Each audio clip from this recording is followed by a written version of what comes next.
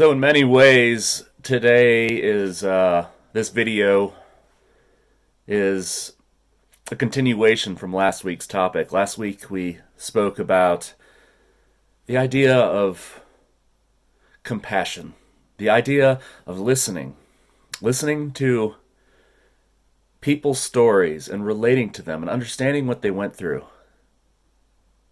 Rural America is dying from an economic standpoint. We spoke about really trying to understand, and especially how urban and suburban America does not understand what's happening in rural America. And on the flip side, a lot of rural America does not understand what's happening in the cities. And there's this need for people in both places to walk a mile in each other's shoes, to really experience and understand what each other is going through. That idea that if we listen, we would be able to heal some of the division. The idea that, as Paul was speaking about all the various gifts of the Spirit, how they all make up one body and they're all important, and that the ones that seem to be weaker need to be lifted up even more. This idea that we all are interdependent on one another, and we cannot go on with life living independently. We must be interdependent. Well, today is the flip side of the story. Today's focus is the prophetic voice. The voice that cries out in the wilderness. The voice that is welled up from God's Spirit, spoken out against power. There seems to be this division in the Christian world. One understanding is that a prophet is someone who speaks something about the future that may or may not come true. If it does not come true, it's not true prophecy, and if it comes true, it's prophecy. Within that camp, some believe that prophets ended after Jesus because the prophets were foretelling about Jesus and that we don't need them anymore. And others feel that prophecy is still very much happening today. And that is something that a lot of times is directed at an individual about their future. There's the other camp that prophecy is speaking truth to power. That anyone who speaks truth to power is a prophet. From examining the scriptures, there's a lot to look at here, and I'm not an expert on this by any stretch of the imagination. But to me, it does seem to be very important to notice that even if you're talking about speaking truth to power, all prophecy starts with God. If you're speaking truth to power, but it is not coming from God, it is just an opinion. That's not prophecy. So, why is this important? We'll get into the text in a moment, but what is so important about the prophetic voice, about speaking truth to power? And how does this relate to what we just spoke about? Well, it hit me after going through last week's lesson. Yes, I spoke about how we definitely need to hear the plight of rural America. And rural America needs to hear the plight of inner city America, often people of color, and the hardships that they go through. Words like privilege get thrown around, and people who live unprivileged lives don't take it well when you say that they have white privilege when their whole life has been struggle. Now, of course, as I mentioned last week, and this whole concept is not that if you have white skin, you are a privileged person, everything your whole life is on a silver platter, or vice versa. It just means the color of your skin is not gaining you anything if you are a person of color, versus if you're a white person, your hardship is not because of the color of your skin. But it hit me. There's the fine line between understanding someone's hardship and excusing someone's behavior. I can understand the hardship in the inner cities, especially police violence against black people. I cannot condone looting and rioting as a response. Similarly, I can understand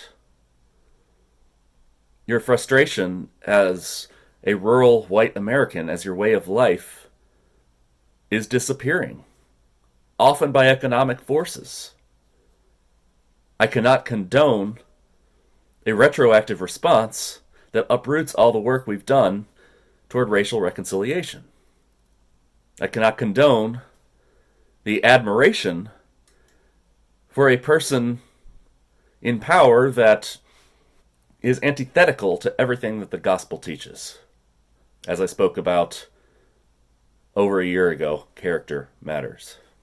The prophetic voice is needed to speak truth to such power.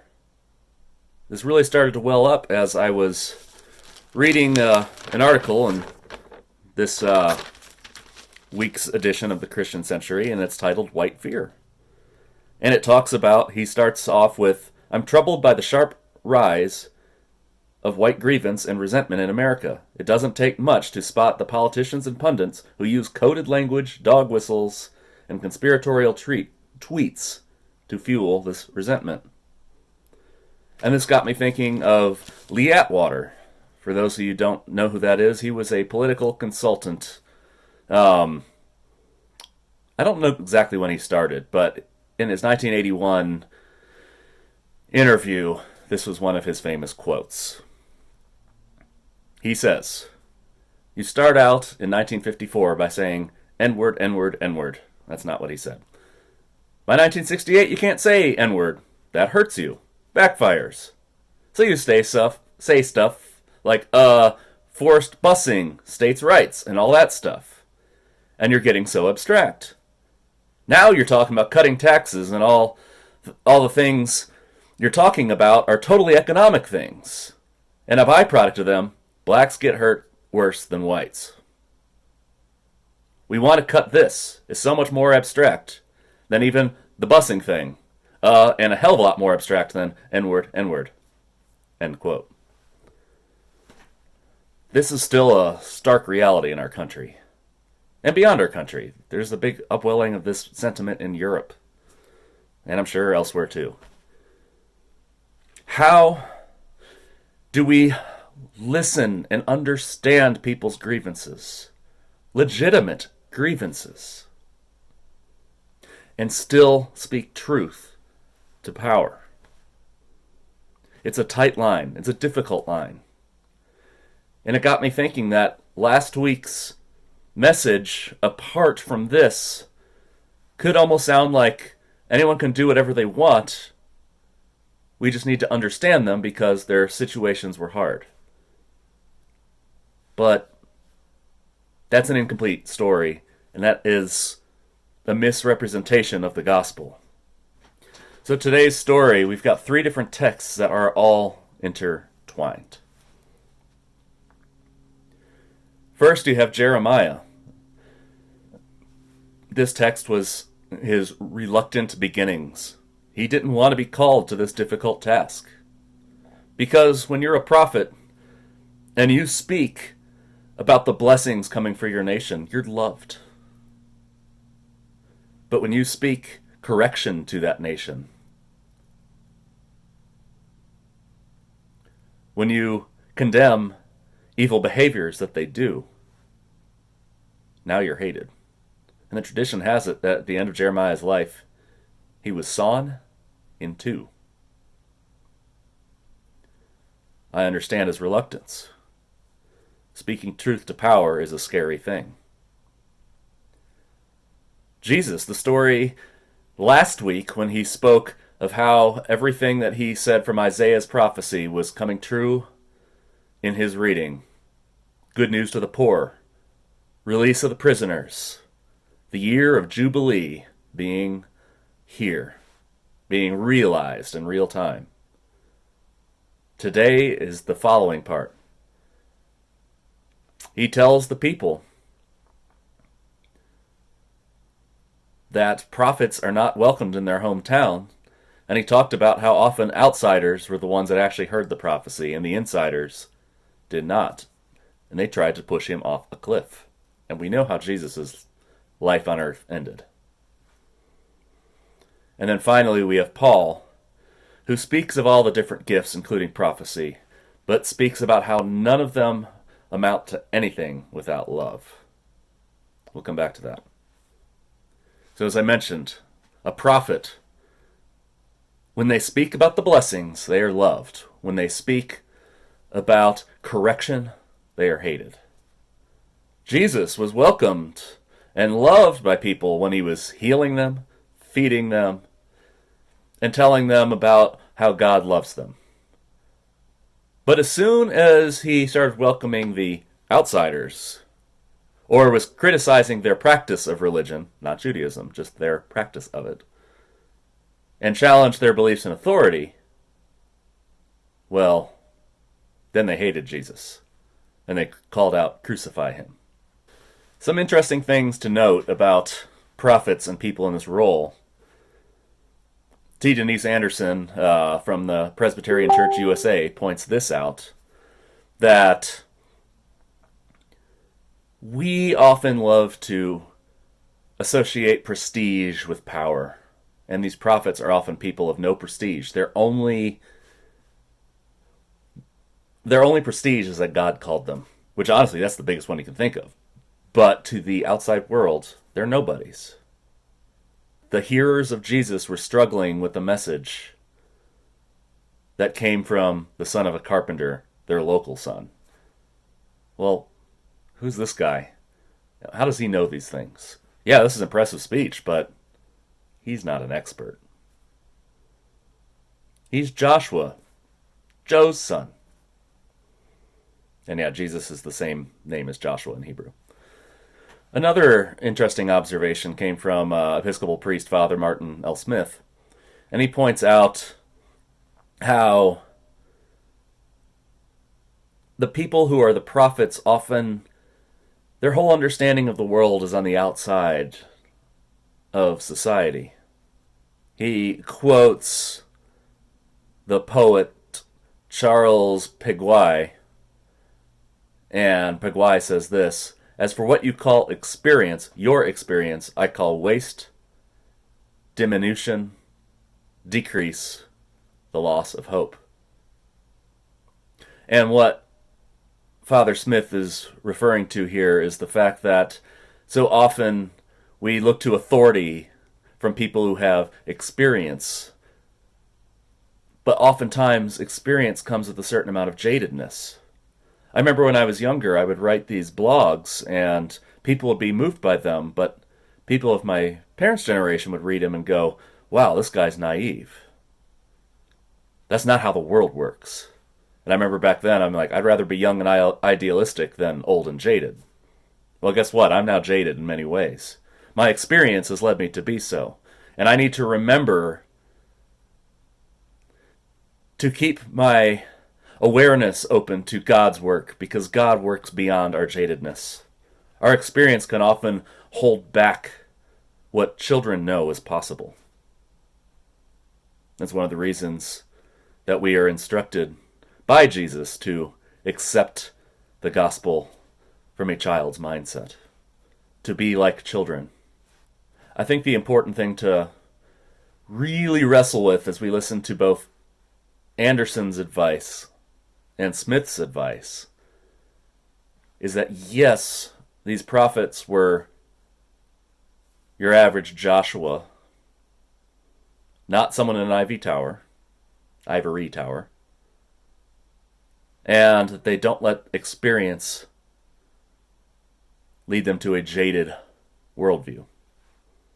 But it can be dangerous, because then we can end up taking advice from people who know nothing about what they're talking about. Like the podcaster Joe Rogan, who's trying to give health advice to people by interviewing the doctors that have been discredited. Well, there's a reason doctors are discredited. We need to be careful. So it's a fine line. It's, don't get too caught up in the pride that our society awards certain thinkers, but be mindful of who we listen to. And I know this sounds like a contradiction, and it is a work of discernment. What's the motivation for someone sharing such a thing? Are people looking for ratings and popularity, or people looking at their own expense to help other people? And that's going to lead us into our final part. Now, this observation from Sojourners Magazine editor Jim Rice, this one really spoke to me. Rice states, what really upset his listeners, Jesus' listeners, it seems, is that he challenged their self-identification as the sole participants in God's covenant. Jesus challenges their assumption that God's wrath is for outsiders and God's mercy is for the elect of Israel. Many of Jesus' contemporaries understood the year of favor, Jubilee, as a time of political, if not military, victory for the Jews, as well as vanquishing and even the slaughter of their enemies. So Jesus, he came, proclaimed the year of the Lord's favor. But then he explained a little bit more, and that's when they got upset. Rice goes on, the passage from which Jesus quoted, Isaiah 61, verses 1 through 2, ends thusly.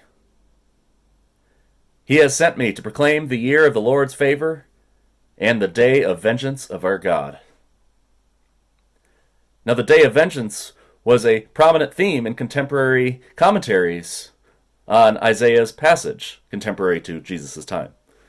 Jesus' pointed omission of that material, hostile to the Gentiles, would not pass unnoticed.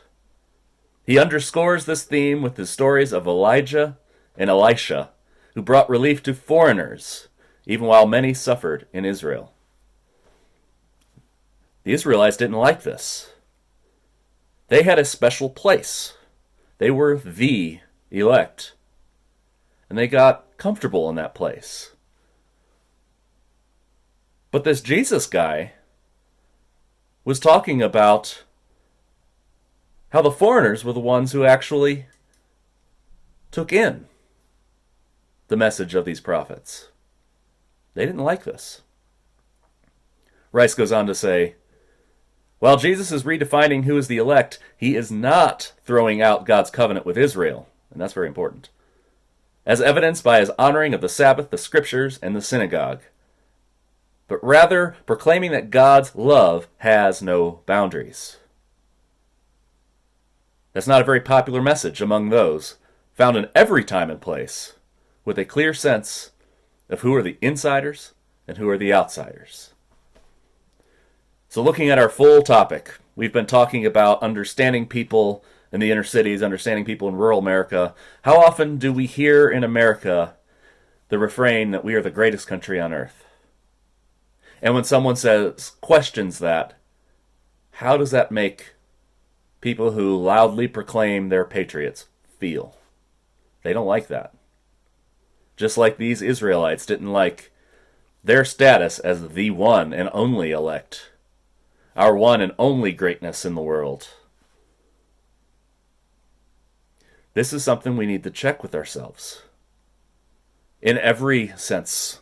In our Christian sense, I've seen it a lot, especially in evangelical and certain Catholic settings from my previous background. I'm not name-calling other people. I'm speaking from my own experience. This experience of we are the chosen, and those heathens out there, don't be like them. It's a form of pride, and the prophet speaks to that pride. And the prophet is often not liked for it. Jeremiah speaks into that, not in today's passage, but in his writings. Jesus speaks into that. It's a key message of the prophetic voice. Humble yourselves. Don't be too proud.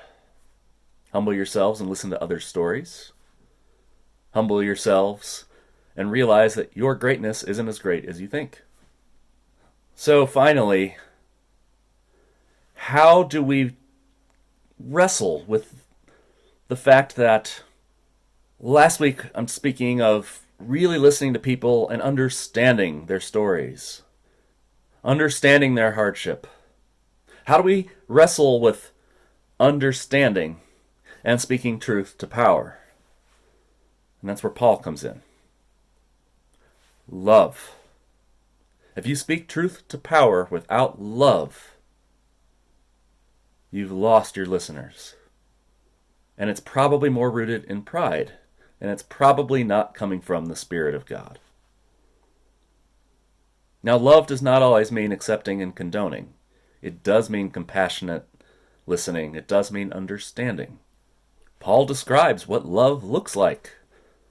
And many of you have heard this in weddings because it is applicable to the bringing together of a husband and a bride as it is to the kind of love you need to show your mortal enemies.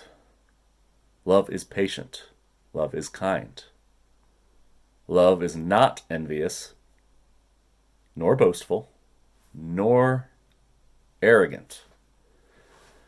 I have seen far too often people who are expressing views that I completely agree with in so many ways, who speak down to you like they've got it figured out, and you're the schmuck who should know better. People that come with the attitude of, well, prophets aren't accepted in their hometown, so I'll just be a smug asshole on my self-righteous high horse. We hear that a lot. They might not word it that way, but it's so obvious to the listener. And when there's a movement of some sort of justice that needs to be done,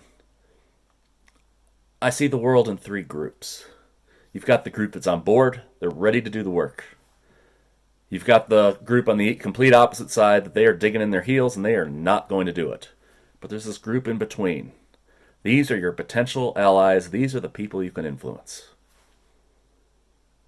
But if we speak a word, truth to power, without love, we lose those people.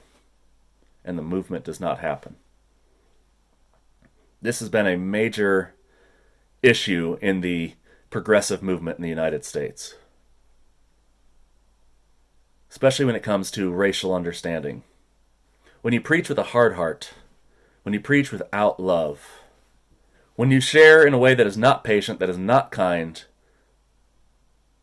that is envious, boastful, or arrogant, or rude, we don't get the goods we need.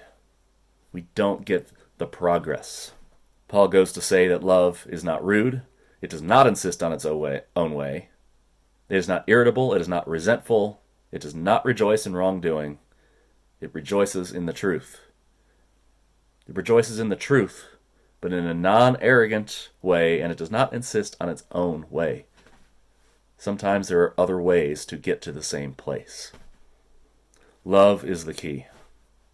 Let us wrestle this week with figuring out how do we speak truth to power from love, from God's own Spirit, and make sure that we're not just pushing our opinions on someone else, but that it comes from the right place and it's for the right reasons. What would that look like in rural America? What would that look like in the inner city? What would that look like listening to a black person sharing their hardship of life in the inner city, where the things that we take for granted were very difficult for them to achieve because of circumstance? What would that look like speaking to and listening to a person in rural America whose economics has dried up around them and no one is giving them a second thought? And all the bills passed and everything that we applaud is going to the cities and not them. What does it look like to speak truth to power, correcting what is wrong in a world lacking love and full of arrogance? Let us meditate on that. Let us figure out how to do that, because that is how we usher in the kingdom of God as Christ's body in this world. Go in peace and wrestle with this. Go in peace.